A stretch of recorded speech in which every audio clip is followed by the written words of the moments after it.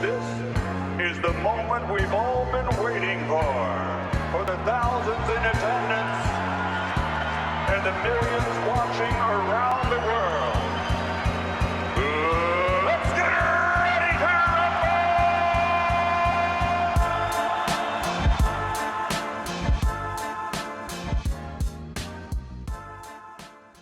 Welcome to the Junkyard Pod. I'm Tony Pesta, joined by Jackson Flickinger and Corey Walsh. And today we have a very fun episode for you guys because we are going to be drafting the best players / storylines to watch in the Cleveland Cavaliers first round series with the Orlando Magic. The format is going to be simple. We are going to select players and storylines in a draft format. Each one of us will get 3 picks, so that makes 9 total topics for us to discuss. Because of that, we're going to try to move at a brisk pace so we're not here all day. We're going to have an opportunity to explain our pick, and then the clock will be started for the next selection. And please let us know in the comments if we missed any storylines or if you think Jackson is wrong for taking Sam Merrill with his first pick. But let's get it started, Jackson. We're giving you the number 1 pick here. Who is the most important player in this series for either team?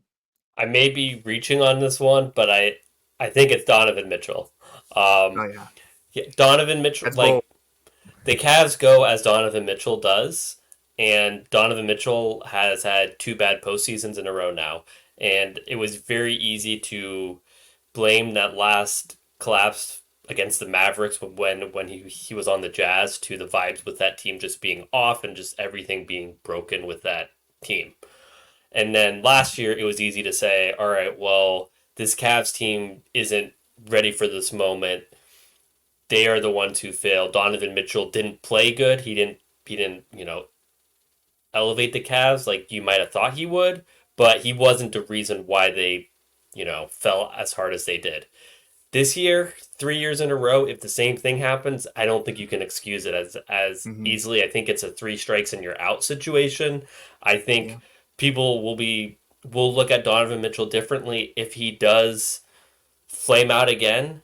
And I thought it was really interesting, like in the middle of the year when the Cavs were on their 18-2 run, there was getting a little bit of buzz that like maybe Donovan Mitchell should be like 4th or 5th in the MVP talk. And when he was asked about this, he said, "Well, the reason why I'm not is because of how the playoffs have gone recently." And that's true because people's perception of you changes drastically in the playoffs. And if Donovan Mitchell wants to be one of the faces of the league, he's going to have to prove it in the playoffs. And he did it at the very beginning of his career, but the last 2 years haven't been good. So it's time for Donovan to do something. Yeah, it's hard to argue with any of that. For all of the problems the Cavs had last year in the playoffs, I still stand by that if Mitchell just has a usual 30-point per game series, they end up maybe pushing that series farther or maybe even winning it. So that's a great number 1 pick. I think it's hard to argue with that. Corey, you have the second pick. Where are you going with this one? I'm going with Paolo Banchero supporting cast because I feel like the Magic's offense, whenever I've tuned into them, it feels like you kind of watch like a B plus version of like a LeBron 08 team where Paolo can get to his spots if he needs to, and that's been really helpful for them in the regular season. But they don't really have the ideal roster around him to kind of like build around him how you would think going forward. I mean, Franz Wagner on paper is a good shooter, but statistically, this has been his worst shooting year from the perimeter. He's more of a slasher this year. And if the Cavs can just kind of come to the agreement that if they let Paulo get to his spots and they have to beg on guys like Jalen Suggs, Franz Wagner, Wendell Carter, and Gary Harris to beat them, then that's the blueprint they're probably going to have to go with, because the Cavs, for as bad as their defense has been down the stretch, you would still have to argue that the interior is kind of where they hang their hat. And if they can stop Paulo at the rack and force him to kick the ball out and those guys aren't hitting shots, that probably gives them the best chance possible to kind of keep these Magic players in check. Yeah, that's a good one. That's something that I had on my big board here because I think we will see the Cavs play defense the way really that they have throughout the last 3 years, which is they're kind of going to dare you to beat them from downtown. You look at guys like Wendell Carter Jr., Wagner, Banchero, Suggs, even Jonathan Isaac. those are players who the Cavs are going to feel pretty comfortable letting them shoot. And so it might come down to, can Orlando bury those 3-pointers? I have the third pick here, and we are doing a snake format, so that means I get 2 picks in a row. I'm going to start off here for the third pick, bring it back to the Cavs. Darius Garland. And in particular, can he do enough to punish what I would assume is going to be a lot of drop coverage, a lot of switches? He's even going to get trapped most likely. And DG really is going to have to be that second fiddle, that guy who takes the pressure off of Mitchell. If the Magic are going to play drop coverage, he's going to need to punish them for that. That means shooting 3-pointers over the drop. He finished the year 5th in pull-up 3-point accuracy. But as always, you still want to see that volume go higher, higher, higher. So you need to see him do that. Getting into the lane. Orlando is going to kind of bait him into going into that lane because he has not been very good at the rim. He hasn't made the best decisions consistently this year. He's still a surgical operator when he's able to hit the big man on the roll. It's just something that teams have. The book is kind of out on Garland. They know that's what he's looking to do. So that means he's going to have to make some floaters. He's going to have to finish at the rim or at least get to the line, which could be a big challenge for Garland in a year where he has struggled with those things. That's my third pick. I think something to really watch for is Garland with the bench lineups, because I was going through some Cavs and Knicks clips from last season, and in game 3 they started the second quarter tied, and they went out there with a group that was Garland, Mobley, and then they threw out there with him Ricky Rubio, Danny Green, and Jetty Osman, which is a tough lineup, and that stretch, tough, all right. Yeah, that stretch in the beginning of the second quarter kind of cost them the game and the series, because it seemed like after game 3, when they lost it the way that they did, it felt like it was over. Yeah. But obviously, like, Darius isn't going to have to carry the corpse of Danny Green, but he will need to carry bench lineups that could be a little underwhelming, especially if you're looking at like a lineup that has, like, say it's a bad Niang series or Isaac Okoro. He hasn't been as confident, I think, in the last 2 months as he was in the prior 2 months. So you could really need an offensive punch in some of those lineups, and that's where I think Darius is really most important. Yeah, when I look at this Cavs series, I just kind of feel like this is going to be a rough Darius series, especially from like the type of player we've seen down the stretch. He's very limited, and I've said this before, but the playoffs kind of challenge you to be better at the things that you wouldn't really consider in your top 3 skills. And we feel like right now Darius is pretty dependent on the perimeter. And I feel like the Magic are just going to trap him right up top and then force him to kick it out, because he's just been relegated to is the 3-point shot falling, and statistically it is. But when you watch him, you can just tell that teams are just comfortable kind of living with that, because at some time the water is going to run out. And then what is Darius going to be relegated to? And we haven't really seen him really perform in any other aspect consistently as he has shooting the ball. So, and not to mention the Magic guards are very strong defensively. That's probably what they hang their hat on as well, is their guard defense. And Jonathan Isaac is also like pretty much a souped up Isaac Okoro that can last on the floor longer.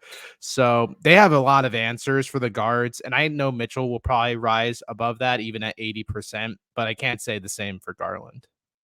Yeah, you're really going to need a good Garland series, and it's not a guarantee that we're going to get it, considering the up and down year that he has had. Moving into the fourth pick now, I'm going to go Evan Mobley, and I'm going to go specifically, so someone else could take Mobley for his defense. I'm going to take an offensive storyline here, and specifically, can he find a comfortable spot in this offense? I think that's something that we haven't really seen from Mobley yet. Like, aside from getting the ball right at the rim, where's his comfort zone in this offense? It doesn't seem like I would say the most comfortable he looks is when he's operating that 2-man game with Strus, honestly, or maybe a pick and roll with Garland. He really needs to find somewhere that he knows he can dominate. He knows this is his spot to score. You look at that Knicks series, it was a lot of second guessing, freeze frame moments, brain freeze moments where he just doesn't really know where he's going with the ball, where he's passing it, if he's shooting it. We need to see him be more assertive. We need to see him be more confident, whether it's taking a 3-point shot, whether it's taking a floater in the lane of that post hook or getting all the way to the rim. Mobley is going to need to find a role in the offense because a lot of this is going to come down to him catching it on the short roll when Garland or Mitchell are trapped. Yeah, I'm a little concerned about that still. I'm not. He's gonna have to. I'm gonna have to see it multiple games before I even believe it. Just based off of kind of like he's shown improvements this year, but I don't know if he's improved enough to really get over the hump of all the problems that we saw last year in the postseason. And I think what makes it really hard is every time he got the ball last year when they were trapping Garland or Mitchell, as soon as he catches it, he's not in a spot where he can go up, or at least if he did shoot, the defense is like very much okay with that.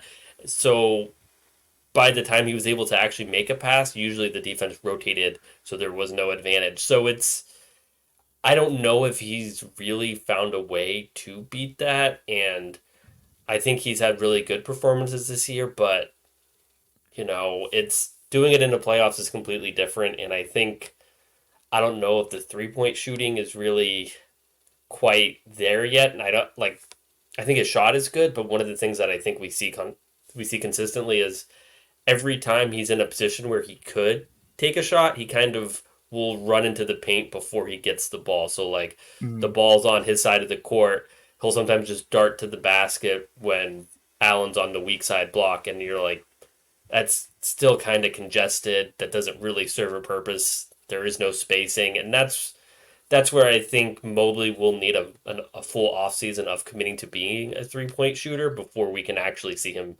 do it in a playoff series. You would have I to agree hope with that recent Mobley stretch would at least provide some confidence for him heading into the postseason, because I would argue this is probably one of the stronger stretches, if not the strongest offensive stretch we've seen from Mobley in terms of him being more versatile as a weapon offensively. But you do have to, the Magic are going to be comfortable letting him sit there in the corner and possibly take the shots if they're there, because even though he's been pretty efficient so far down the stretch, I still think it's like the Isaac Okoro thing. Like statistically, you would look at his numbers last year and be like, oh, well, this might actually pan into some postseason offense, but teams are going to ignore him and just take the risk of just letting Mobley shoot shots that I don't even know if he's still 100% comfortable taking. Yeah, and I think back to the beginning of the play-in game in 2022, I think the first possession they found Mobley for a 3 in the corner, and he's comfortable taking shots in those situations, but seems like he's only comfortable taking those shots when it's like a set play to get him a shot at that spot. He doesn't always stay in the spots that he needs to in order to generate the most 3-point looks possible, because that's not his game. That's not what he does, and it just is really hard when you're going to be playing a lot of minutes with Allen, because in the playoffs they're going to shorten their rotation. They're not going to say, hey, we're going to give George Niang 30 minutes tonight just so we can keep 2 bigs off the floor. They're not gonna carefully. They're not gonna go. Hopefully not. They're not gonna go small. I think they could go small to close games maybe with Max Strus or for stretches, but they're not going to. Okay, we're not gonna bring another big on. We're not gonna bring another big onto the floor because we have Max Strus. So it's just really a tough fit, and I think this is going to be a make or break series for the Allen Mobley pairing. Yeah, you can count on Evan Mobley to make the first 3-pointer of the game in the same way that back in the day you could count on the first play being a Kevin Love post up, and then they're just never going to let him touch the ball again down there. It just seems like a trend for whatever reason. Like, hey, we're going to start off, give Mobley some confidence, let him take the first 3, and then don't do that again the rest of the game. And just Big Z before that, the first Cavs LeBron era, it was every single play they win the tip. All right, we're going to give it to Big Z. All right, we're not going to give him the ball again for for 15 minutes. Hope that was good for you, because that's it. Yeah. Moving along here, I think we are now on the 5th pick. It'll be Corey's pick. Go ahead. My pick was going to be the spacing, but we kind of just touched on that. So I'm going to switch it up to Karis LeVert performing in the postseason. The bench last season left a lot to be desired. in the Knicks series. And ideally, the Cavs kind of tried to solve that in the offseason. But seeing as one of them was George Niang, and we have the discussion of whether he should even be on the floor, we're going to ignore that. And Karis LeVert had a very depressing stretch to end the season. It felt like he was erratic and kind of reverting back to the old Karis LeVert when he arrived from Indiana, not the one that could hang his hat on defense and also just play within the comfort of the offense.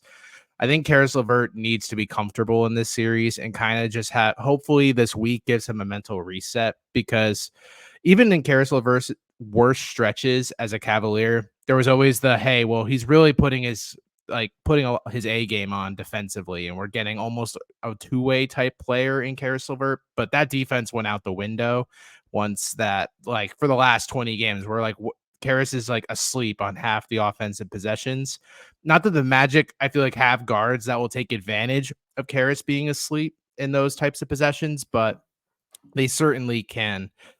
Anyone can kind of realize that Karis, of the water's off, it now just seems like defensively he's also checked out. And the Magic bench is not necessarily the most stout bench in the league, being led by Joe Ingles and Cole Anthony. So hopefully if the Cavs win this series, it also means that the bench can kind of match whatever the Magic are kind of producing, because that's what killed them with the Knicks series. The Knicks bench was killer.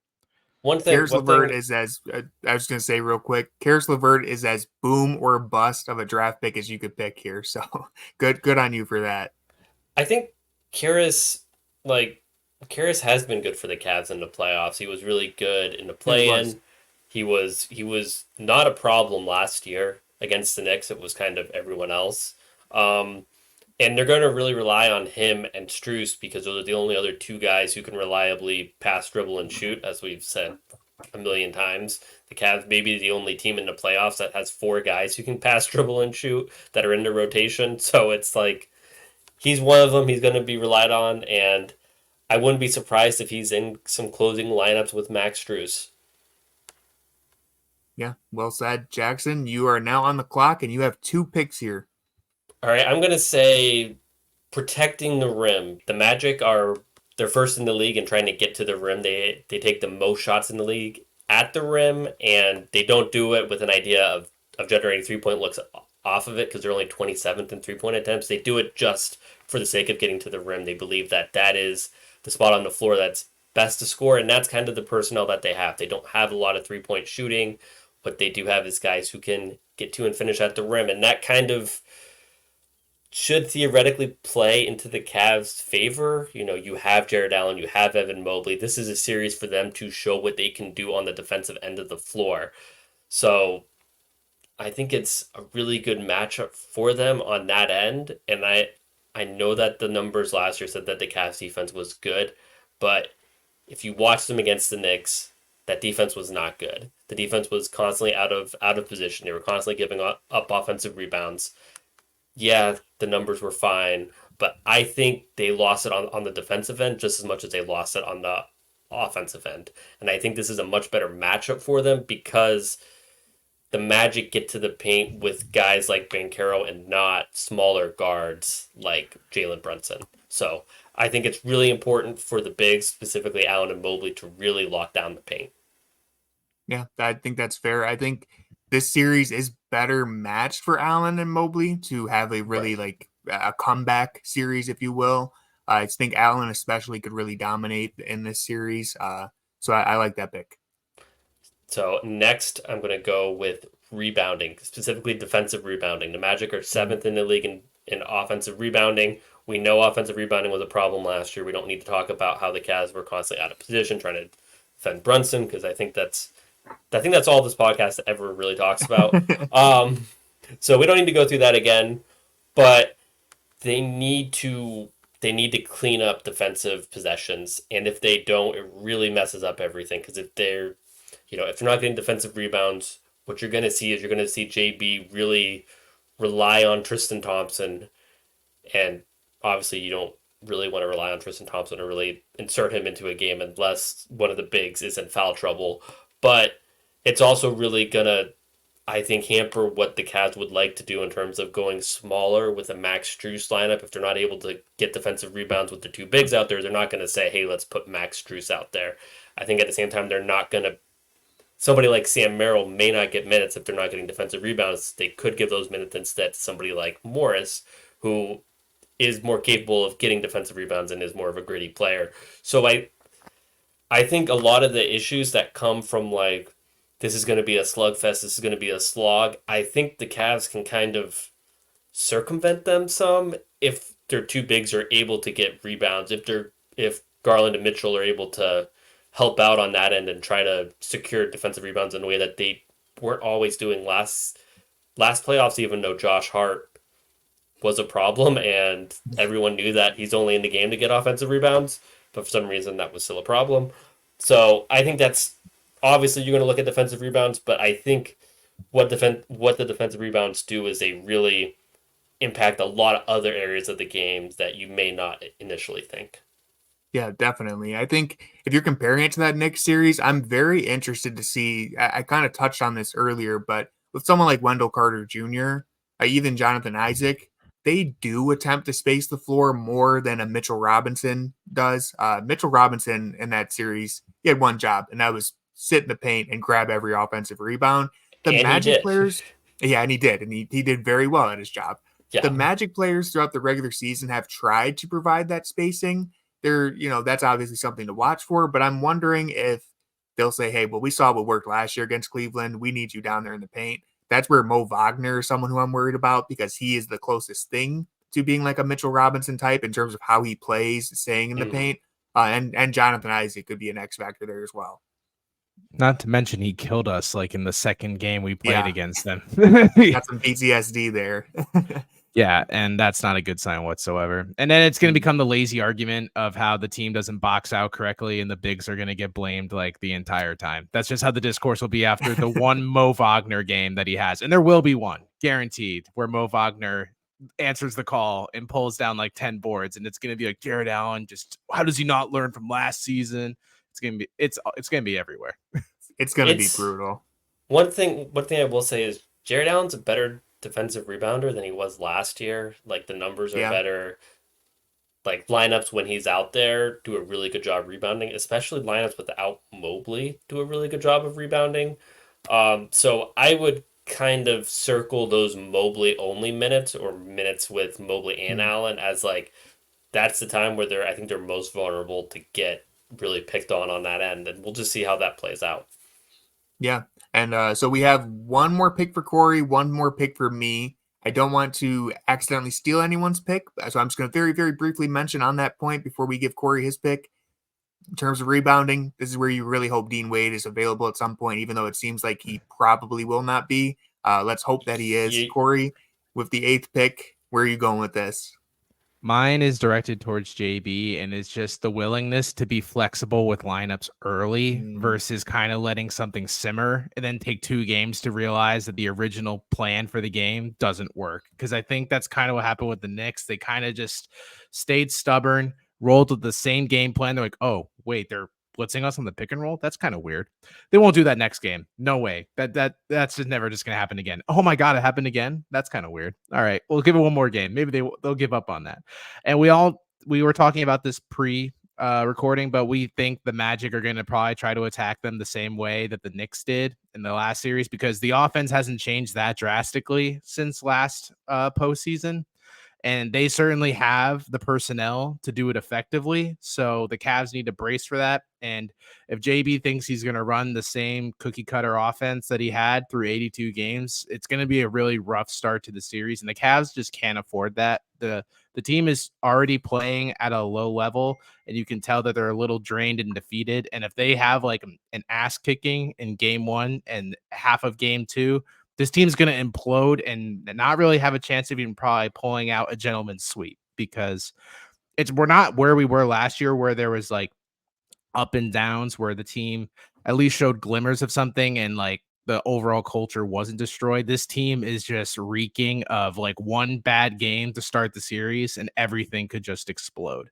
So if JB reads the writing on the wall that this could potentially be his last series, I hope he just is aggressive with changes, even if it's halfway through the first game and he realizes what they came out with isn't working. It's just the flexibility JB needs game by game or even half by half. I just hope that we're seeing more adjustments made than we have seen all season, which is a lot to ask of someone, but you can only just hope.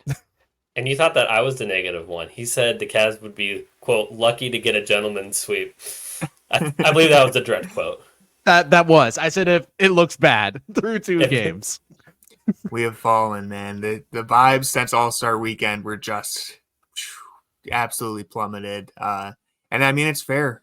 It really is fair. That I also had that on my big board. JB pushing the right buttons, whether it's on the court adjustments or even just his rotations. Listen, I don't want to say that their bench is incredible by any means, but they have more options than they did last year.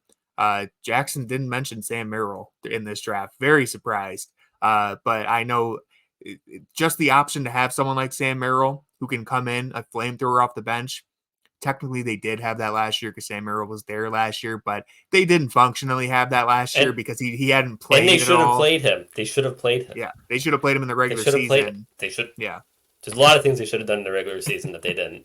They were playing They were playing like 8-man rotations in February. Like, what are we like? What's going on? They didn't know what they had. They got Danny Green. You and Kevin Love are saying the same thing. Yeah, they got and then they got they got Danny Green and they played him one game. It was like for like the whole time and for the whole regular season they played him. I think it was one meaningful game, and then in the playoffs they said, "All right, well let's try to get him going." And it's like Danny Green time. Like, what is this? Now we'll have Merrill Mania. Hopefully he's available as well. Hopefully he's available. I think he's going to be available. I don't think Dean Wade. You just have that feeling. No, your Sam senses. No, the Sam senses are tingling. No, basically what like JB's been saying. Where? Oh, okay. I just thought you could just tell that Sam was nearing full strength. I thought you guys had like telepathy. He hasn't texted me that he's playing or not. Usually he does. So maybe not. You get the feed text, but it's just Sam Merrill. All right, I'm going to round out the draft here with our final pick. It's kind of a tough one. There's a lot of different ways that this could go, but I'm going to go ahead and stick to my brand.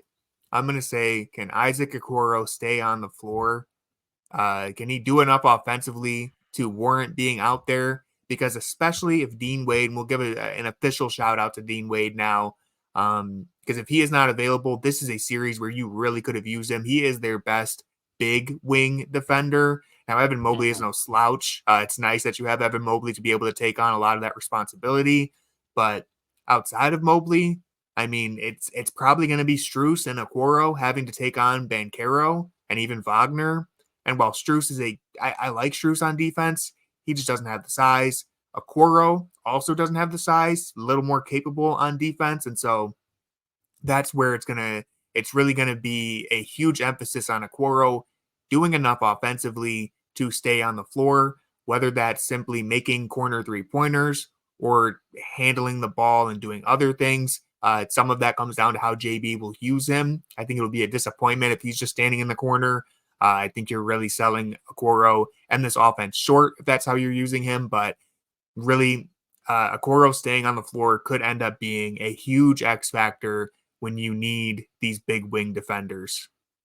It's such a shame that we've seen, maybe not regression, maybe not be the best way to say it, but sort of Okoro, when he was it felt like he was way more empowered during that 18-2 stretch when the Cavs were mostly short-handed. He was forced to do a lot more things, and he did them well. But then as his team got healthy again, you saw him kind of go back to his role of just kind of right, like not really, because like he was running pick and rolls. He had some step back threes. He was doing like he was a basketball player, and you could see that, oh, this guy is a good basketball player. And because he's doing basketball things, it makes him able to stay on the floor and be one of the best perimeter defenders in the league. Now it's like, when he's relegated to the corner, he's not a basketball player, and it just makes it so hard to function.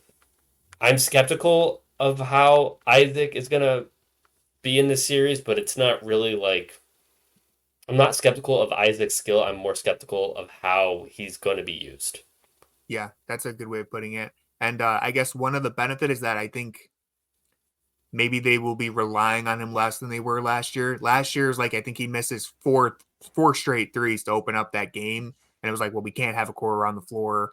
And hey, Jetty, you're guarding Jalen Brunson now. It's like, well, now at least we have Max Strus, who again way undersized for the matchup he's going to draw, most likely, but I think a more capable defender, team defender, especially. It's just the same. Given how much we've talked about the Cavs being different and changing, it's really the same guys are going to have to solve the problems that they didn't solve last year. And that's where you're just going to have to see it before you believe it. And that's where I am with Isaac in a playoff series. That's where I am with Evan Mobley in a playoff series. It's kind of where I am with the bench. I know the bench is different, but it's still the same problems that you're just going to have to, with Darius Garland as well. You're just going to have to see it before you believe it. Because we had faith in him last year, and we got mocked. Shout out to Tony Pasta. We lost you very slightly during that, but we could hear you strongly enough. Everyone could understand what you were saying, so I'm going to leave it in. But that's what I think is so interesting about this series is that it is a lot of the same problems. And so I know we're not going to open up the discussion about whether a first-round series is a success for this team, but I think it's nice in the sense that we're going to run into the same problems we did last year. If they overcome that, to me, that is tangible growth. Whether it's enough to keep the core together, do anything like that, I'm not arguing that. I'm just saying as far as seeing some sort of improvement, they're running into the same problems. An easier matchup, I think. They should have an easier time overcoming those problems. And if they do it, it's kind of the bare minimum you need to see. So it's going to be a very fun and interesting series. That's all for today's episode. I think it was a really fun way to break down this series and talk about some of the most important factors. Stay tuned because we will have more Cavs content coming throughout the week and definitely once the playoffs begin on Saturday. Thank you for watching or listening. And with all that being said, go Cavs. I agree. Go Cavs. Brian, what internet do you use?